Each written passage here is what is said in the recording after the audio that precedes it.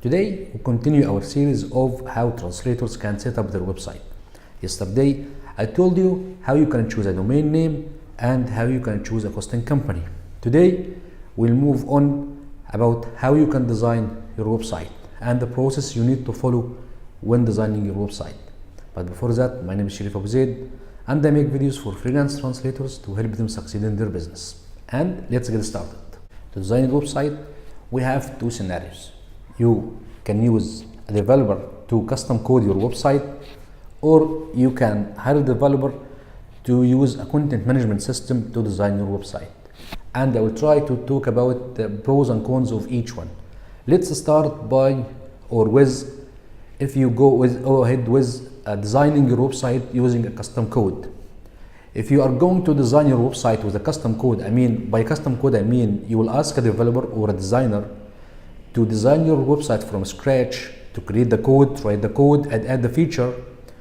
The best part is that you can have a little bit features or few features, only the features you need to have in your website. This will make your website faster and load faster when someone browses the website. But in the other side, or the disadvantage, this will cost you a huge amount of money if you are just starting out. And personally, I don't recommend using a developer to custom code your website because it's a lot of money involved in this process. Also a lot of time. Also, you will be connected to your developer. You may not be able to change the developer, and if you change the developer, it will be a very hard process until the other developer understands it. The second scenario is that you hire a developer or you yourself choose a content management system to design your website and try to add the features that you only want. But what is a content management system? A content management system is a software or a tool you use to design your website, to add the pages, to add the menus, to add the features, something like a contact form, so clients can contact you, or a quote form. These features can be included or are already included in many of the content management systems. Also, what is the best part about this is that you yourself, as a freelance translator or as a translator in general, you can learn how to use a content management by yourself. Personally, I started designing, with the first website I designed, I had like more than 8 years ago. I asked someone to custom code the website. Then when I wanted to change the design, I went to YouTube and just wrote down how can I design a website, and I was amazed because I found plenty of information, a lot of information in YouTube.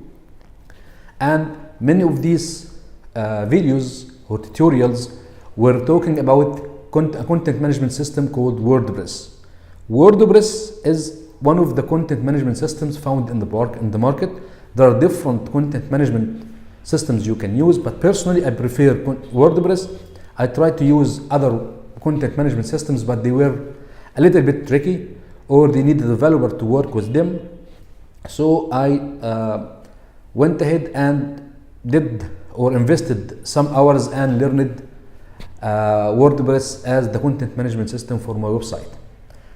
The big advantage I see from the DIY approach, doing it yourself as a translator, is that your goals and mindset will change within time, and you will need to do some or add features or remove features or add functions to your website. If you can do it yourself, you can just log into the content management system and change the feature or add the feature or something, or maybe a spelling mistake you made when writing the content.